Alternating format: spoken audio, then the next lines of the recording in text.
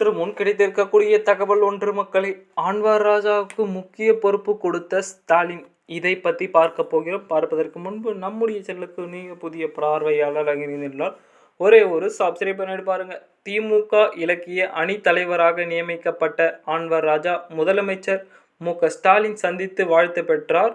இதனையடுத்து அவருக்கு முக்கியமான பொறுப்பு ஒன்று கொடுத்திருக்கிறார். அதிமுக அமைப்பு செயலாளரும் முன்னாள் எம்பி பியுமான ஆழ்வார் ராஜா ஆரம்பத்திலே இருந்து அதிமுக பாஜக கூட்டணியால் அதிருப்தியில் இருந்து வருகிறார்.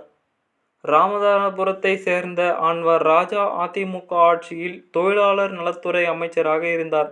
ஏற்கனவே பாஜகவுடன் அதிமுக கூட்டணி வைத்திருந்த போது அக்கட்சியை தொடர்ந்து விமர்சித்து வந்த ஆழ்வார் ராஜா சிஏஏ சட்ட திருத்தத்திற்கு அதிமுக ஆதரவு அளித்திருந்த போது இருக்கின்றார். நாடாளுமன்றத்தில் எதிர்த்து பேசியிருந்தார். இந்த நிலையில் அண்மையில் ஆழ்வார் ராஜா சென்னை அண்ணா அறிவாலயத்தில் முதலமைச்சர் மு.க.ஸ்டாலின் முன்னணியில் திமுக இணைந்தார்.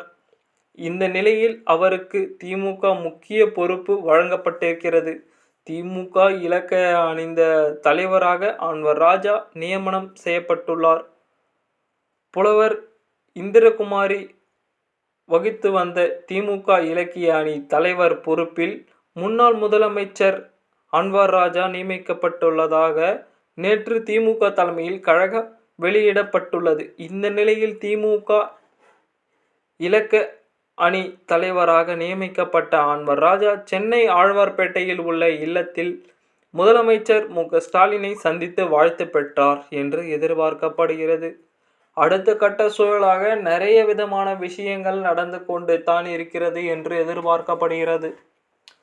முக்கியமான விஷயம் என்னவென்று பார்த்தால் ஆழ்வார் ராஜாவுக்கு முக்கிய பொறுப்பை தான் கொடுத்திருக்கிறார் ஸ்டாலின்.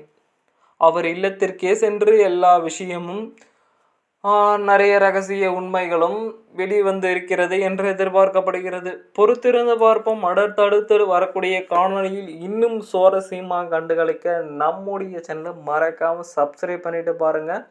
ஏனென்று பார்த்தால் 2026 சட்டமன்ற தேர்தலை பொறுத்த வரைக்கும் யார் ஜெயிப்பாங்க ஒரு கருத்து கணிப்பாகத்தான் போய் கொண்டிருக்கிறது.